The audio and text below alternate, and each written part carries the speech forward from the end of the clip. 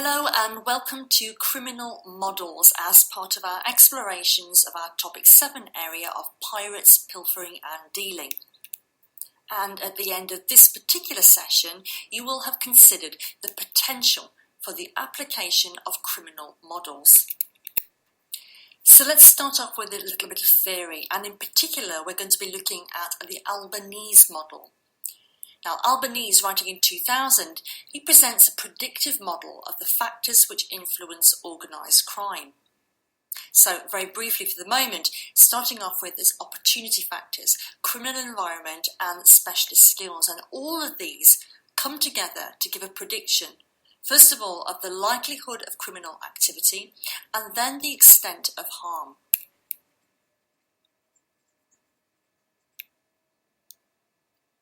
We can see more details of the Albanese model here. Now remember, Albanese is only talking about predicting criminal activity or enterprise.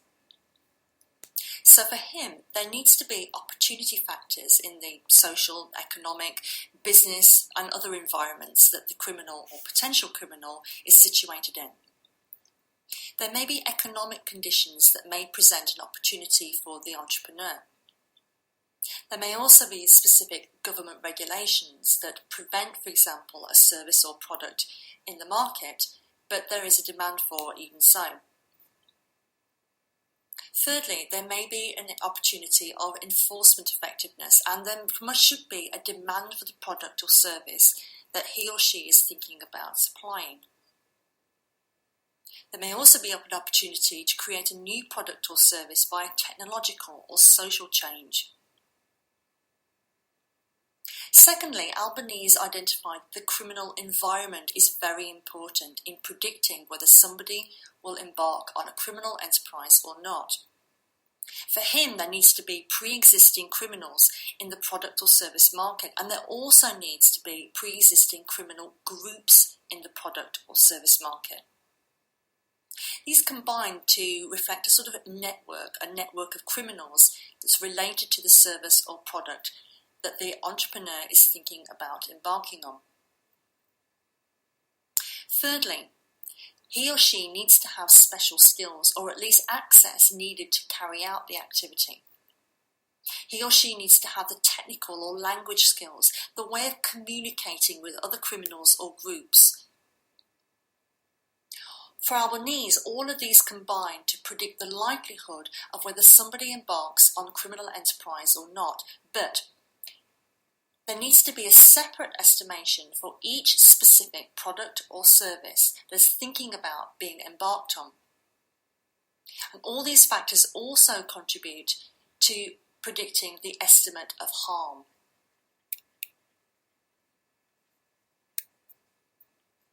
So I'd like you to pause and reflect now on a question I want to throw at you. Substitute the words criminal and criminal groups for entrepreneurs and enterprises in the Albanese model. Does the model now seem to make sense to explain non-criminal enterprise? Press pause, and when you finish reflecting, you can move on.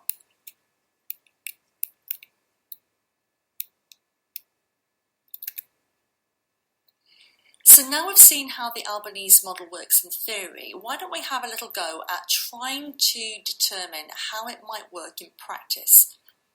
We're going to look at a couple of case studies, and the first mini case study that I want to start with is something called New Generation Drinks, which were located in Kenya.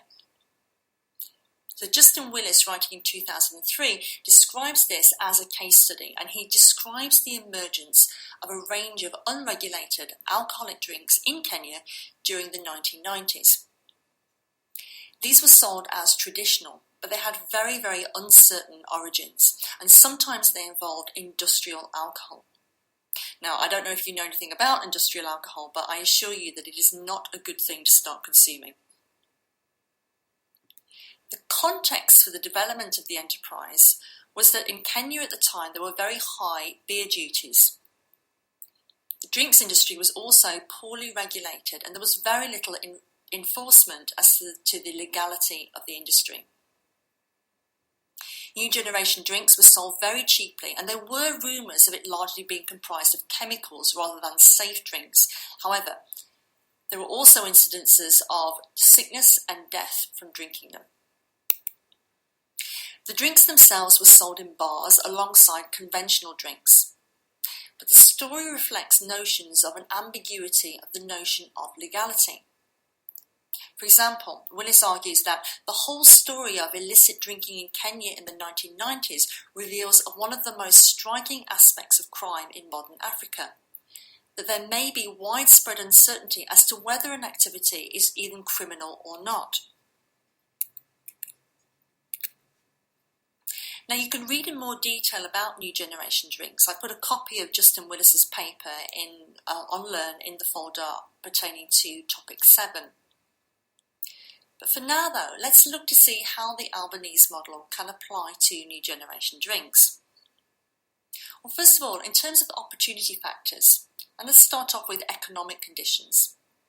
So in Kenya at the time there were low incomes and there was increasing duties on beer, and both of those created a potential market opportunity. Government regulations were very unclear, with local distilling activities widely tolerated by the police. The enforcement effectiveness was also hindered by an ambiguity in the law and uncertainty in policing. The police very often were never very sure about whether something was illegal or not illegal. Demand was certainly there due to high beer prices, and established bar producers could also sell the drinks too. And finally, entrepreneurial activity, however, was created as new products to compete in a market niche. So what about the criminal environment of new generation drinks? Well, first of all, there were some established illegal local drink producers. These already sold on the market informally. They already existed. There were also new opportunities with the increase in beer prices, ambiguity, and an increased professionalism of local producers. And these opportunities created an established, sustained environment of criminality. The local producers also adopted market norms relating to bottling, labelling, and branding. It's a highly sophisticated industry. So what about the specialist skills and resources that new generation drinks needed? And how do all of these factors combine into making a prediction as to whether the company would survive or even would want to survive? Well, first of all, there was local trade, and this local trade provided individuals with the skills in making drinks, however lethal they were. There was also opportunities, though, to address the lethality of these drinks. It stimulated innovation as firms sought to find routes to remove the markers and poisons from industrial spirits. The producers themselves concentrated near Naivasha. This is possibly because it lies on the road along which tankers carrying industrial spirit from the sugar refineries of Western Kenya to Nairobi fall. Overall, though, all the factors combine. There's a pretty strong combination of economic opportunity, low risk and high potential profits. And again, these combined to make the prediction of new generation drinks continuing their enterprise pretty strong. So let's take a look at our second case study now, where we're going to be looking at cigarette bootlegging based in the UK. Hornsby and Hobbs in 2007 described this case study, and in it they profile one firm's activity in cigarette bootlegging into the UK from Europe. They define cigarette bootlegging as the illegal importation of cigarettes and tobacco after legal duties have been paid in the country of purchase. Now, tax on tobacco in the UK is the highest in Europe, so that creates significant economic incentive for buyers, but also a margin for bootleggers. It's very often seen as a high profit and low risk activity. So Hornsby and Hobbs describe how Jason initially ran free bus trips to Europe. Now, all the passengers would have their own duty-free allowance, and they would use this to buy tobacco and cigarettes, etc. And essentially they would be buying on behalf of Jason. Jason and his counterparts then set up distribution operations in France to sell to other people smuggling cigarettes, and they would buy in Luxembourg as the cheapest centre for cigarettes. Subsequently, though, tighter security increased the risk, and so he gave up smuggling and focused on selling in the UK, reselling cigarettes smuggled by others. So again, let's see if we can apply the Albanese model here. Well, first of all, in terms of opportunity factors, there was a demand that was created by the tax differences, which provided an opportunity as a result of the UK entry into Europe. Regulation also permitted some importation for personal use, so it was quite ambiguous. Enforcement was not effective at all. The system was largely overwhelmed initially, but then it tightened up and shifted the balance to reducing trafficking, or at least changed the nature of it. And Jason then set up his new operation in France to wholesale cigarettes from Luxembourg, and that created a new service for smugglers to the UK. It's kind of like a criminal B2B service. So what about the criminal environment?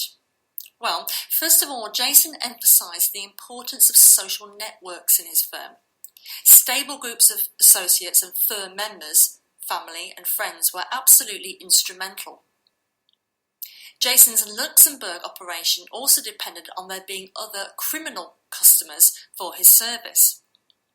So we can regard these actors as entrepreneurs working on a constantly shifting terrain of profit-rich consumer markets. The barriers between legal and illegal entrepreneurship become permanently blurred. We can also see some evidence of some specialist skills or resources in this case study.